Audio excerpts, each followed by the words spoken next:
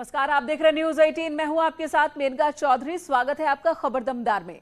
राष्ट्रपति रामनाथ कोविंद 4 दिन के यूपी दौरे पर हैं और आज कल राष्ट्रपति लखनऊ में ही रहेंगे। आज सुबह जब राष्ट्रपति लखनऊ एयरपोर्ट पर पहुंचे तो वहां पर उनका राज्यपाल आनंदीबेन पटेल और मुख्यमंत्री योगी आदित्यनाथ ने स्वागत किया। राष्ट्रपति के साथ प्रथम महिला नागरिक सविता कोविंद भी रही। दोनों एयरपोर्ट से सीधे राजभवन के लिए निकले। इसके बाद राष्ट्रपति लखनऊ में बाबा साहेब भीमराव अंबेडकर यूनिवर्सिटी के 90वें दीक्षांत समारोह में हिस्सा लेने पहुंचे। यहां पर उनका भव्य स्वागत किया गया। इस दौरान उनके साथ सीएम योगी आदित्यनाथ और राज्यपाल आनंदीबेन पटेल भी मौजूद रहे। छात्रों को संबोधित करते हुए राष्ट्रपति रामनाथ कोविंद ने कहा कि ये विश्वविद्यालय बाबा साहेब के विचारों के अनुरूप शिक्षा के माध्यम से अनुसूचित जातियों जनजातियों के समावेशी विकास के लिए खास योगदान दे रहा है और बाबा साहेब के सपनों को पूरा कर रहा है।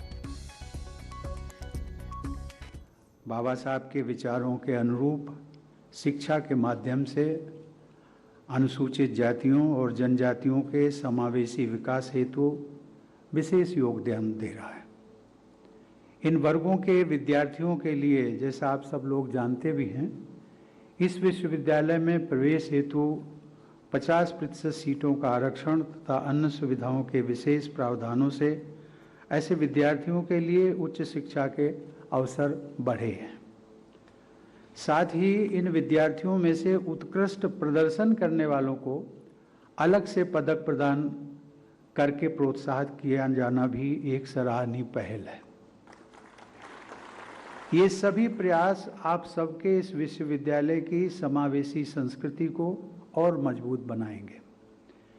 इस प्रकार आप सबका यह विश्वविद्यालय समता मूलक समाज के बाबा साहब के स्वप्न को पूरा करने की दिशा में सराहनीय योगदान दे रहा है। उधर महामहिम राष्ट्रपति के गोरखपुर दौरे को लेकर भटहट के पिपरी गांव में तैयारियां तेज कर दी गई हैं। ये तैयारी आप देख रहे हैं। राष्ट्रपति 28 तारीख को गोरखपुर पहुंचने वाले हैं और आयुष विश्वविद्यालय का यहीं पर वो शिलान्यास करेंगे। उससे पहले तैयारियों की ये तस्वीर आप देख रहे हैं। पिपरी में 28 अगस्त को महामहिम राष्ट्रपति आयुष विश्वविद्यालय का यहाँ पे वो नींव रखेंगे और उसके बाद यहाँ पे आयुष विश्वविद्यालय बनेगा। उसके लिए प्रदेश के जो 94 कॉलेजेस हैं वो इसी से संबद्ध होंगे। यहाँ पे पढ़ाई होगी, साथ ही रिसर्च होगा और इलाज भी होगा।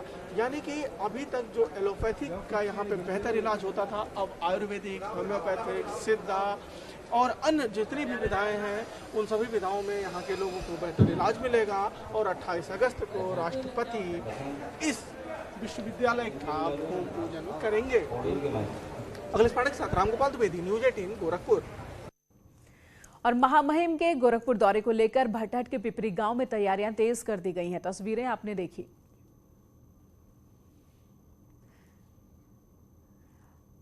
तो ये आपको बता दें 4 दिन के यूपी दौरे पर हैं राष्ट्रपति रामनाथ कोविंद। 2 दिन लखनऊ में रहेंगे और उसके बाद 29 अगस्त को अयोध्या में होंगे। यहां पर सुबह 11:30 बजे वो प्रेसिडेंशियल स्पेशल ट्रेन से अयोध्या रेलवे स्टेशन पर पहुंचेंगे। इसके बाद दोपहर 12 से 1 बजे तक राम कथा पार्क से रामायण कॉन्क्लेव का शुभारंभ करेंगे। यहां पर मशहूर लोक गायिका मालिनी अवस्थी शबरी पर गायन प्रस्तुत करेंगी। दोपहर 2 बजे से 3 बजे तक राष्ट्रपति हनुमानगढ़ी स्थित राम जन्मभूमि में दर्शन पूजन करेंगे। राम जन्मभूमि परिसर में वो वृक्षारोपण भी करेंगे। दोपहर 3:50 पर वो लखनऊ के लिए रवाना हो जाएंगे। मुख्यमंत्री योगी आदित्यनाथ ने दिवंगत कल्याण सिंह के सम्मान में बड़ा फैसला लिया है। राजकीय मेडिकल कॉलेज बुलंदशहर और सुपर स्पेशलिटी कैंसर संस्थान लखनऊ का नामकरण उनके नाम पर करने का ऐलान किया गया। सीएम योगी आदित्यनाथ ने कहा कि उत्तर प्रदेश के पूर्व मुख्यमंत्री कल्याण सिंह का पूरा जीवन जन कल्याण को समर्पित रहा। ऐसे में राज्य सरकार की ओर से राजकीय मेडिकल कॉलेज बुलंदशहर और सुपर स्पेशलिटी कैंसर संस्थान लखनऊ का नाम उनके नाम पर रखा जाएगा।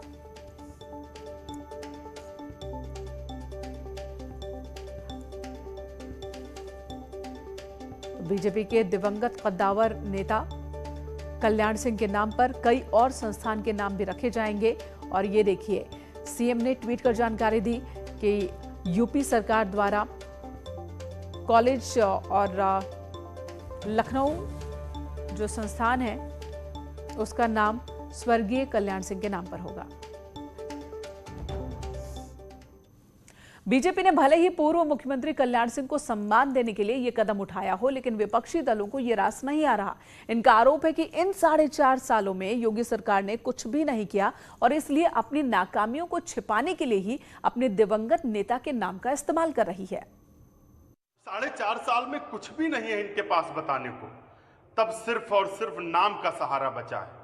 अब कल्याण सिंह जी के मरने के बाद उनके नाम को भुनाने की कोशिश है, इसीलिए इस तरीके का एक अख्तियार किया जा रहा है रवैया। लेकिन उत्तर प्रदेश का नौजवान भूला नहीं है। ओबीसी वर्ग के लोग शिक्षक भर्ती में जो उनके पद विलुप्त किए गए उसको लेकर लगातार लड़ाई लड़ रहे हैं। नौजवान रोजगार मांगने निकलता है, आदित्यनाथ जी उसे पुलिस से पिटवाते हैं, मुकदमे लिखवाते हैं। गन्ना किसान परेशान है। उत्तर प्रदेश के लोग इस नाम वाली प्रक्रिया से गुमराह होने वाले नहीं हैं। 4.5 साल का हिसाब देना पड़ेगा भारतीय जनता पार्टी की सरकार। कितनी बेहद शर्म की बात है कि 4.5 साल तक उत्तर प्रदेश के मुख्यमंत्री आदित्य योगी नाथ जी ने ऐसा कोई काम नहीं किया कि आज वो अपने शीर्ष दिवंगत नेताओं का नाम अपने काम के नाम पे रख पाते। इसके लिए भी उन्हें समाजवादी द्वारा किए हुए कामों का सहारा लेना पड़ता है। इधर इटावा में महानदल और वाराणसी में समाजवादी पार्टी ने सरकार के खिलाफ आवाज उठाई है। महानदल ने इटावा में बड़ी जनसभा की जिसमें हजारों की संख्या में लोग पहुंचे, तो वहीं पर समाजवादी पार्टी कार्यकर्ताओं ने वाराणसी में जन आक्रोश यात्रा निकाली। दोनों कार्यक्रमों का उद्देश्य एक ही है, 2022 से पहले बीजेपी के खिलाफ माहौल तैयार करने का। महानदल और समाजवादी पार्टी का गठबंधन है, दोनों साथ मिलकर चुनाव लड़ रही हैं।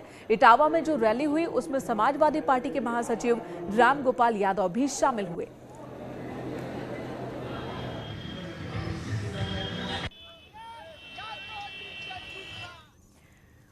उधर एसपी अध्यक्ष अखिलेश यादव ने एक वीडियो ट्वीट कर बीजेपी के विकास पर तंज कसा है, तो वहीं बीजेपी ने भी अखिलेश पर जोरदार पलटवार किया। एसपी अध्यक्ष अखिलेश यादव ने एक वीडियो ट्वीट किया। ये वीडियो कहां का है ये साफ नहीं, लेकिन वीडियो वायरल होते ही सियासत शुरू हो गई। अखिलेश ने वीडियो के साथ एक मैसेज भी लिखा जिसमें उन्होंने लिखा कि ये है बीजेपी सरकार में छतफाड़ विकास का नमूना। बीजेपी के राज में बस की छत के नीचे छतरी, विकास की बारिश में भीगे यात्री, भीगे गठरी। अखिलेश के इस ट्वीट पर बीजेपी हमलावर है। बीजेपी ने सीएम योगी और पीएम मोदी के विकास कार्यों को गिनाया और अखिलेश के आरोपों को खारिज कर दिया। आप तो महलों में रहते हैं, इसलिए आपको गरीब माता बहनों की समस्याओं का पता नहीं, उनके दुख दर्द का आपको अंदाज नहीं है कि बारिश के दिनों में जब गीली लकड़ी पर खाना बनाती हैं तो उनके आंखों से जो आंसू टपकता है उसका मोल देश के यशस्वी प्रधानमंत्री नरेंद्र मोदी जी ने समझा। 2002 में से पहले बीपीएल कार्ड होल्डर एक गरीब पिछड़े परिवार में पैदा हुए आदमी का इस्तेमाल करके किस प्रकार से सैफई परिवार ने अरबों रुपए कमाने का काम किया। मुनव्वर राणा के बेटे तबरेज को जमानत मिल चुकी है, लेकिन जब उसकी गिरफ्तारी हुई तो शायर ने इसे मजहबी सियासत का रंग देने की कोशिश की। राणा ने आरोप लगाया कि मुसलमानों को जानबूझकर टारगेट किया जा रहा है। मुनव्वर के इन आरोपों को सरकार ने न सिर्फ खारिज किया बल्कि कानून का पाठ भी पढ़ाया। वो बीजेपी की मुसलमानों को टारगेट कर रही है, तो गलत बात है। उनका मुसलमान कोई मुनव्वर राणा के पीछे नहीं चलता है। संविधान तय करता है कि हम द्वेष, प्रेम, अनुराग इन सब को अपनी कार्यप्रणाली में नहीं अपनाएंगे।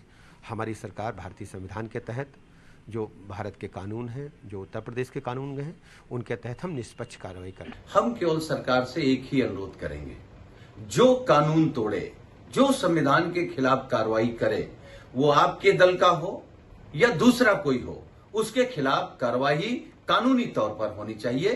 किसी को फंसाना और किसी को बचाना ये सरकार का काम नहीं है। जिसके खिलाफ जिस धारा में मुकदमा है उसको कौन सी सजा मिल सकती है ये सरकार तय करे। वहीं चित्रकूट में मुनव्वर राणा के उस बयान का विरोध हो रहा है जिसमें उन्होंने महर्षि वाल्मीकि जी की तुलना तालिबानियों से की थी। साधु संतों ने कड़ी नाराजगी जताई और मुनव्वर राणा के खिलाफ करवी कोतवाली में तहरीर देकर कार्रवाई की मांग की है। हमारे धर्म को नीचा दिखाने के लिए ये कोई कसर नहीं छोड़ते। मैं इनको बता देना चाहता हूँ कि पहले का भारत नहीं है, अब का भारत बदल चुका है। आप लोग बहुत हिसाब से सोच समझ कर टीका टिप्पणी करें। हमारे हिंदू कभी आपके देवी देवताओं पे किसी प्रकार की कोई टीका टिप्पणी नहीं करते हैं। और मुनव्वर राणा, हम तुम्हें खुली चुनौती देते हैं इस चित्रकूट की तपोभूमि से कि अपनी औकात में आकर रह के बात करो। और दोबारा कभी हमारे हिंदुओं में देवी देवताओं में यदि किसी ने भी टीका टिप्पणी की तो उसको हम छोड़ेंगे नहीं और मुनव्वर राणा के खिलाफ FIR भी आज दर्ज कराएंगे। कन्नौज में मूर्ति स्थापना को लेकर दो पक्षों में जमकर विवाद हुआ। मौके पर पहुंची पुलिस पर एक पक्ष ने पथराव भी कर दिया। शाक्यों और बुद्ध समाज के बीच चौराहे पर मूर्ति रखने को लेकर विवाद चल रहा था। पुलिस मामले को सुलझाने पहुंची थी तो पुलिस पर भी पथराव शुरू कर दिया इन लोगों ने।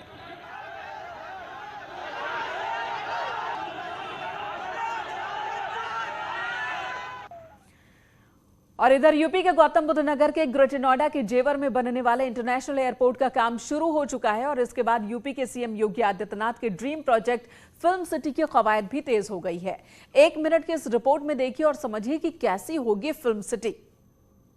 ग्रेटर नोएडा में बसाई जा रही फिल्म सिटी का निर्माण करीब 1000 एकड़ में होगा। तकरीबन 5500 करोड़ की लागत से ये फिल्म सिटी का निर्माण किया जाएगा।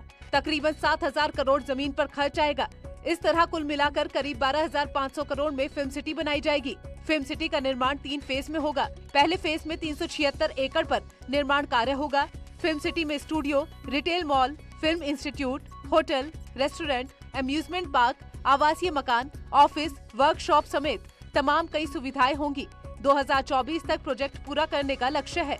देखिए, ये 3 फेज में इस फिल्म सिटी को विकसित करने की योजना है। पहले फेज में मेनली जो फिल्म से रिलेटेड एक्टिविटी हैं, शूटिंग की एक्टिविटी, बैकलॉट कहलाता है जो फिल्म उद्योग में, इसके अलावा फिल्म स्टूडियो, फिल्म इंस्टीट्यूट और अम्यूजमेंट पार्क, ये पहले फेज में बनेंगे। 2023-24 से लेकर 25 तक इसको आने का पूरा इसका प्रोजेक्ट है, 24-25 तक में।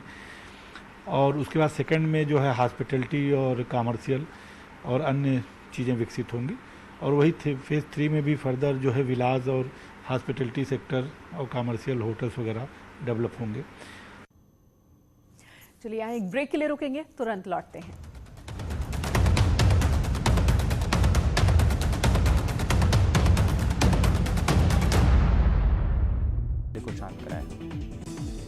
इटावा की कानून व्यवस्था की बात